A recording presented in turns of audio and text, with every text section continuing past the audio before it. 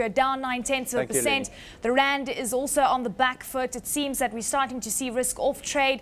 Perhaps sentiment is starting to give up a little bit of the momentum that we saw yesterday, given the fact that there are a lot of concerns as to what probabilities we could see coming out of the meeting later on between Germany and France. Do you think that we're hyping this meeting up a bit too much?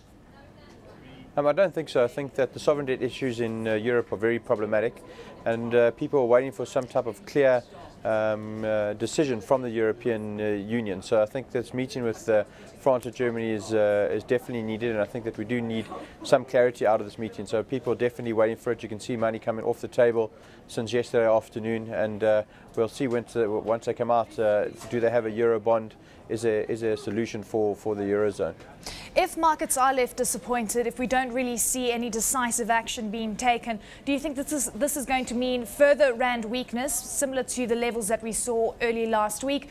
And do you think that this is going to result in all emerging markets coming under significant pressure? It could. I mean, there's two scenarios. If they don't come up with any solution or don't change anything, and they don't have an interest rate cut, maybe possibly they can have an interest rate cut in the Eurozone. The money coming in on the carry trade is still flowing into the bond side, but definitely on the equity side you'll see money flowing out, and I think on the equity markets and the risk trade side that will come off. So maybe a little bit of money flowing into bonds still to get that carry trade and that yield.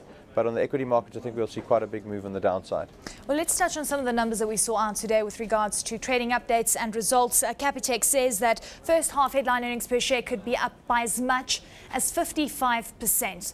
This company keeps surprising the market. The question is, are these numbers sustainable into the long term, where we see a double-digit growth and double-digit profits well above that 50 level? And well, they do keep surprising on the upside, and I think maybe one of the key factors there is the low interest rates that we've got currently, and that's helping them build a base and keep their debt levels relatively low on bad debt levels. So I think if interest rates start to move up very aggressively, I think that's when you'll have to worry about Capitec. But while the interest rates are still relatively low, their bad debts are relatively low, I think that they'll keep performing and surprising to the upside. So I think interest rates really a key factor for Capitec and the way they're managing their business. With regards to exposure to banks overall, Rob, where do you stand on this? We know that financials haven't really been in vogue for quite some time. There is a concern in terms of not only getting the costs under control, but also the fact that a lot of the banks have experienced restructuring over the past couple of years. Do you think that one way to get into the banking sector, when you see numbers like this out of Capitec, does that say, is it a buy, or do you think rather be cautious? I think on Capitec's side you have to be a little bit cautious. They are nearly fully priced at 175 Rand. They've come from 3 years ago to around the 21 Rand 3-4 years ago. So I think they're very fully priced at around 175 Rand. Upside potential maybe 200 Rand.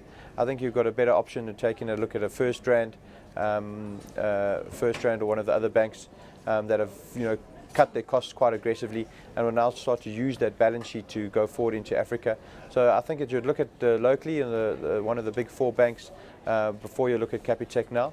And I think with interest rates probably moving in the next year in the first quarter, maybe in the second quarter, Capitec will come up under a little bit of pressure. Well, within the financial space, when you see what's happening with Sanlam as well, headline earnings per share for the first half could be as high as around 35%. So again, we're starting to see that double-digit growth coming through, more so in the insurance space, but nevertheless still doing well. Yes, I think the bounce in the markets have helped Sanlam's numbers there. I think a very good set of numbers. I mean, we can't see anything, it's just a trading update. But if they do get up to the upper side of 35%, that will be, I think, far in excess of what people are expecting. And I think very good numbers from Sanlam.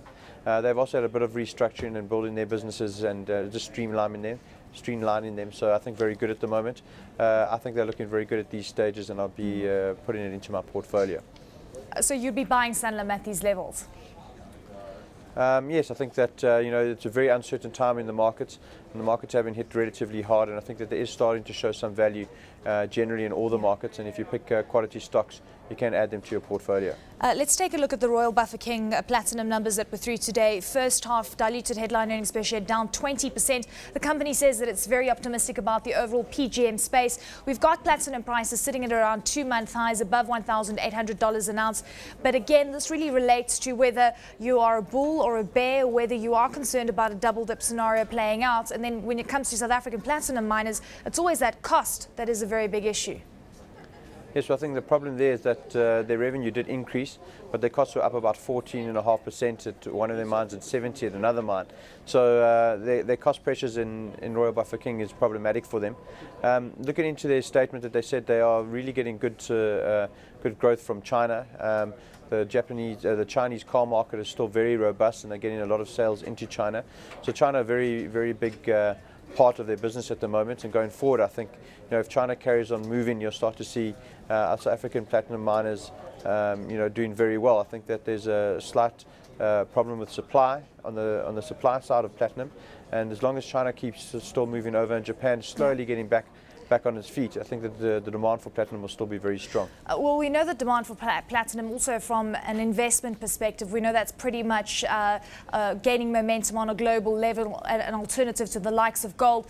But again, it's the same story when we see why not having physical exposure or exposure to the physical element, such as going through a physically backed ETF as opposed to buying a platinum counter. And that's pretty much relating to what we see in the gold market as well. What is your view on this? I think with the platinum miners are slightly different to the gold miners in South Africa. It's where they've got very good, their costs are a little bit lower, and it's slightly easier to mine the platinum than it is on the gold side. And I think so therefore you could still actually physically buy the platinum stocks. I think they've got Amplatinum only still 70% of world production, and I think you could still definitely own the platinum stocks rather than just the ETF. There's a new ETF in the States, which is a palladium ETF, which is quite interesting, and that could also help these miners as well. Let's touch on the gold market. Again, we're starting to see gold enjoying gains, but again, we saw it coming under pressure. So really all relates to what rhetoric we'll hear from Europe a little later on today. Goldfields, in the meantime, is up 2.25%. Anglo Gold gaining around 2%. Harmony not doing so well, up around 0.5%. We know the stock was down 4.5% yesterday. Your view in terms of buying into the overall gold share space? We know they haven't done very well for the past 5 to even 10 years. Again, everyone says rather have exposure to the physical metal. Do you think that this is an opportunity to buy? I think the miners are fully priced at the moment. A few weeks ago, Anglo Gold was under 300 Rand. Goldfields was 94, 95 Rand. So they've moved quite aggressively all the way up to 120 Rand. Anglo Gold nearly 325, and I think the top there around 330. And on Goldfields probably 125. So I think you're getting to the top of the range. I wouldn't be a buyer here.